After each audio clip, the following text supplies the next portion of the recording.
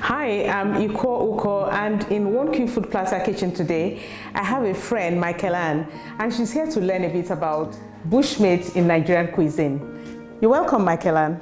Thank you for having me. Yeah, I came all the way from the UK just to learn about how bushmeat fits into Nigerian cuisine. To hopefully inform, a better policy on the global food scene. So I'm very, very happy to be here. So today is going to be ukang. I know I have made ukang before with fish, but this is typical of their fix. If you go to Calabar and you pop into some buka or drinking place, this is the kind of thing you'll find: bushmeat, plantain, and scent leaf. So we'll get cooking, Michealanne. All right. Sure. Okay, so you pick the scent leaf. So let me show you how you go. Like that. All right, like so. So from the stem. Yes. Kind of pinching it off. Yeah, exactly. All right, perfect. Okay, so I'll start to cut up the bushmeat. Because we'll need to steam this. Sometimes I can actually break it with my hands. You need to steam it with some salt and pepper before we then, put everything together. Okay. So one thing I was wondering, just noticing as you're cutting it, it's pretty flat. Yes. Why is that? Because where I'm from, oftentimes people will smoke things and it'll be kind of all in one piece. Yes. No, you see this, you have to flatten it so that it dries up quickly. If you leave it, bulky like that, then you don't get out the moisture quickly. So I think, flattening it out helps the drying process. I'll tie this up, with a string because it has a way of disintegrating in the pot. So when it's cooked, we can then take off the string and so I'll tie each one so it does not disintegrate. And bushmeat generally for me, why I prefer to eat it when I find it is this is lean meat. It doesn't have much fat. So in terms of being healthier, actually, it's healthier to, eat bushmeat, but that's when you find. So if I was to go out looking for it, would I find it easily in a marketplace? And then what do I look for when I'm trying to tell if good bushmeat that I should buy from something? Oh, well, the first, I don't find it much in open markets. That's the challenge now. When I drive a bit in the outskirts of Lagos, yes, I find, but in the regular open market, you don't find it.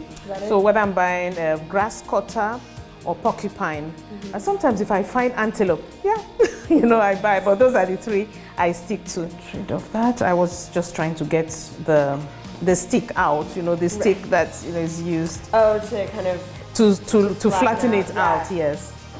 So I'll get dry pepper. Okay. Yeah, just to steam it and allow the seasoning to permeate the meat. So it's tasty. Some salt,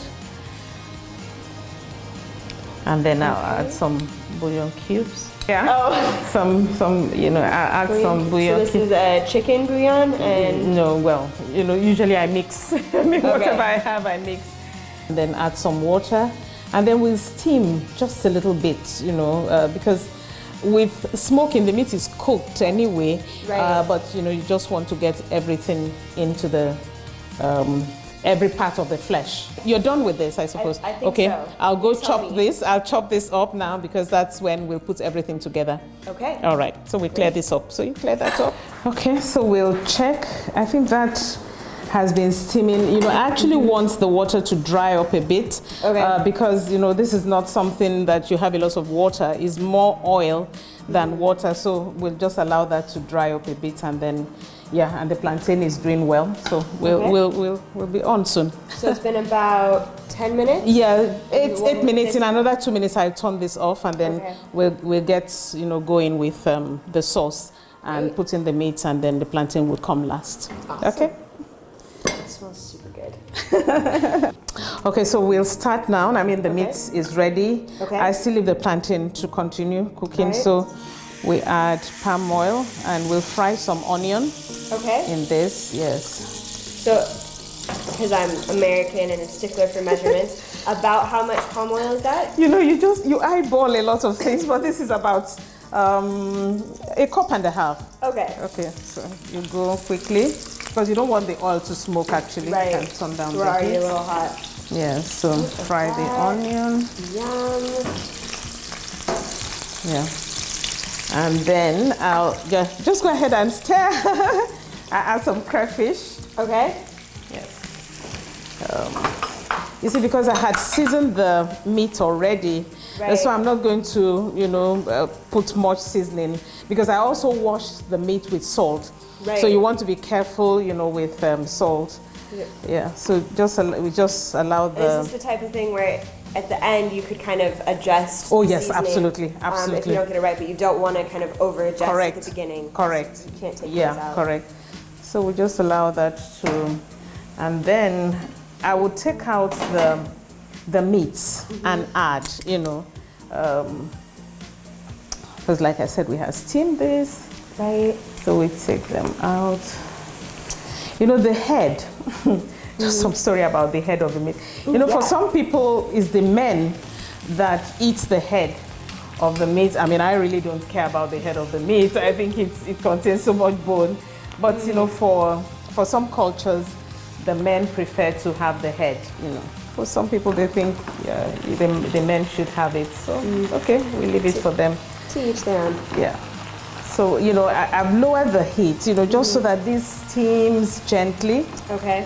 Again, to allow the meat, the oil, seep into the meat. Right. So you do that. And then I'll add the little water, from the pot. This is still hot left. So I get my pot holder. Yeah, so I just pour that in. Just to capture all that. Exactly. All the flavors, yes. Nothing escapes. So, I'm using, it's just so that I don't, get the meat into small pieces. I also tie them in strings because they easily do get, so you can scoop some oil. But like I said, we just allow that to cook gently, and then we'll come back and add the scent leaf and the plantain. Beautiful. Okay. Okay, so what we'll do next is add the plantain at this time. But before I do that, let me check, because I like it spicy. But I mean, it's up to you really how much chili you want or how much hotness. I'll add a little bit more. You see, when you add a lot of palm oil to food, it just reduces the hotness of the pepper. So, that's why I'm correcting. So I'll just put the plantains also to absorb, some goodness of the sauce before we put in the scent leaf. Yeah, so that will do. Because the whole idea is that, you have the meat and you have the carb as well. I mean, I don't know how our grandparents thought of this, but they just seem to have figured these things out. Just had an intuition for it to have balanced meals. So all of this, I'm cooking on low heat, just to allow everything. Just like a low simmer. Yes, and then I'll add the scent leaf at this stage. Gorgeous. Quite a lot. That's quite a bit, yeah. Quite a lot of scent leaf. Is actually more than herb, it's vegetable and herb at the same time. So we double duty. Yeah, we tuck that in. Honestly, that's about it. We just allow the scent leaf to cook down a bit. We stir everything, and that's that to be it. So I'll cover that, and yeah. Beautiful. So we'll give that a few more minutes, and we'll come back to it. Okay. Yeah. So we turn off the heat. Oof. All right, and we're getting ready to serve. Yes. Everything has absorbed the flavor, the plantain, the bushmeat, the flavor of the scent leaf. Smells amazing. I love the kind of rustic vibes of the container. That's from my grandma. What? Yes. So this plate is, I think, over 50 years old. Yes. And do you think this is a dish that your grandma would have served? Oh yes, absolutely. Absolutely, she would have put it in there. So this is just a very like full circle moment. Yes, you know, because Love it. also you know, these were the kind of things they ate. Bushmeat, not beef. Okay. I think they knew one or two things about health, you know, that we don't know these days. But of course, this was what was available to them. So yeah, it takes some plantain, and then of course the sauce. Let me put this here. Yeah, and then you have just a delicious and well-balanced meal. You've got Absolutely, your veg, absolutely. You've got your healthy fats. Yes, yes. It's your I mean, meat, protein. it cannot be healthier than this, honestly. Yeah. So I scrape the sauce to now. Yeah, all that good stuff. Yeah, to add. This is what is called the bottom pot. And this is where all the flavor, yes, is. Even so I know that. So you have to gather everything, you know, there. Yum. You know, for bushmeat, you know, we prepared this dish, but some people make pepper soup with bushmeat. Okay. And some people make lice stew with bushmeat. So it depends on you, you know, but yeah, even some use it to cook soup. I remember my grandma used to use it to cook a soup called afang. You know, you add it as part of the meats, you know, in the dish. So yeah, you can do whatever you want, you know, with bushmeat. But these days, I mean, for me, it's okay to just have this. So I'll drizzle the last bit over it. Yeah. Yeah. Yeah.